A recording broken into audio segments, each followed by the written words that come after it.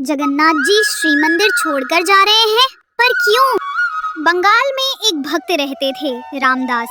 उनका नियम था कि हर एकादशी पर वे पैदल बंगाल से जगन्नाथपुरी जाया करते थे। वहां जाकर वे सुबह समुद्र में स्नान करते, महाप्रसाद पाते और फिर रात को शयन आरती के बाद मंदिर के बाहर बैठकर कीर्तन करते। महाप्रभु जगन्नाथ जी उनसे बहुत प्रसन्न रहते थे और उन्हें अपार प्रेम करते थे। धीरे धीरे समय बीता और रामदास वृद्ध होने लगे।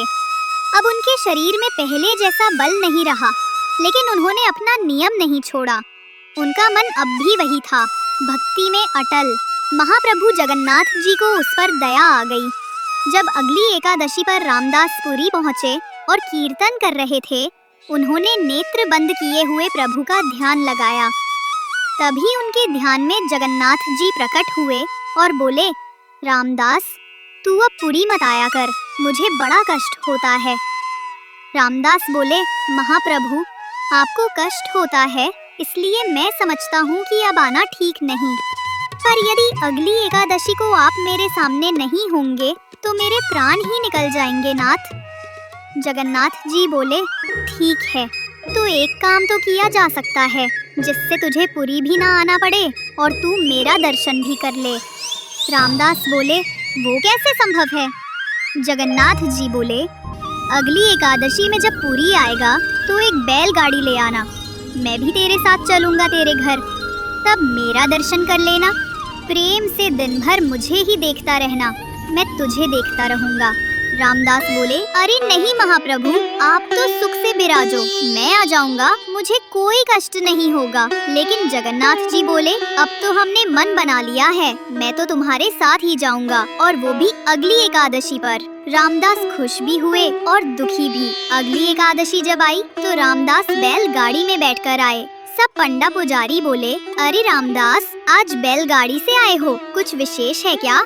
रामदास बोले, नहीं नहीं, बूढ़े हो गए हैं ना, इसलिए। रात का समय था, शयन आरती हो चुकी थी। रामदास बैठे थे, प्रतीक्षा कर रहे थे कि कब आएंगे। तभी क्या देखते हैं, पीताम्बरी पहनकर, सिर पर मोर पंख लगाकर साक्षात महाप्रभु जगन्नाथ मंदिर से बाहर आ रहे हैं। और ऐसे ही नहीं आ रहे, अपने सब अंग वस्त्र एक पोटली में बांधकर रामदास के समीप आ रहे हैं। रामदास ने कहा, फिर सोच लो, चलना है कि रुकना है?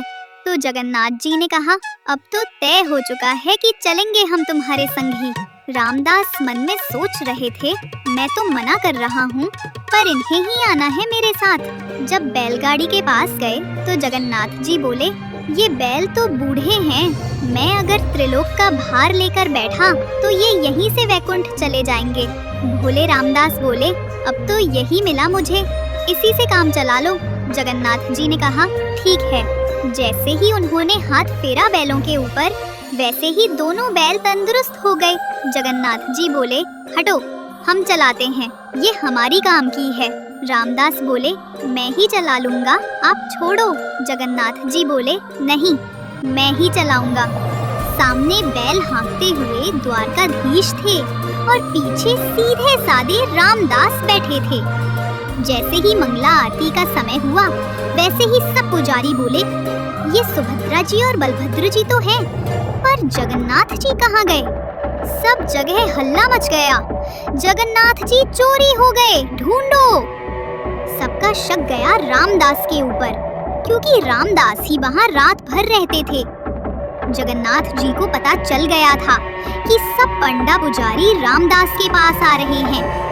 वो अभी पुरी की सीमा से बाहर नहीं गए थे। तो जगन्नाथ जी ने कहा, रामदास, तुम मुझे कहीं छिपा दो, सब पंडा पुजारी आ रहे हैं तुम्हारे पास। पास में ही एक तालाब था, उसके पीछे एक गुफा जैसी बनी थी। तो रामदास ने जगन्नाथ जी को वहीं छिपा दिया, लेकिन उनकी पीताम्बरी का एक कोना बैलगाड़ी में रह गया। सब पंडा पुजारी आए और उनकी तलाशी लेने लगे। तभी वो पीताम्बरी का छोर उन्हें दिख गया और बिना कुछ पूछे मारपीट शुरू कर दी। तभी तालाब से आवाज आई, अरे मूर्खो, तुम्हें क्या लगता है मुझे कोई अपनी मर्जी से ले जा सकता है? नहीं, मैं स्वयं चलकर आया हूँ। तभी क्या देखा, जगन्नाथ जी के श्रीअंग से रक्त बह रहा है और पूरा तालाब रक्तमंडित हो गया है। सब बोले क्षमा कर दो महाप्रभु। महाप्रभु बोले क्षमा नहीं मिलेगी, जाओ मेरे भक्त को मारते हो, शर्म नहीं आती। और जगन्नाथ जी रामदास के साथ चले गए। कुछ दिन बाद सब फिर से आए और बोले महाप्रभु हमारी रोजी रोटी कैसे चलेगी? अब आप तो चले आए, हमारा पेट कैसे पलेगा? जगन्नाथ जी ने कहा यही अंतर है मेरे भक्त में और बगुला भक्तों में।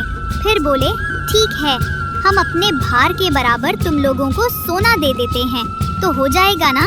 सब बोले जगन्नाथ जी भारी तो खूब हैं, बहुत सोना मिलेगा।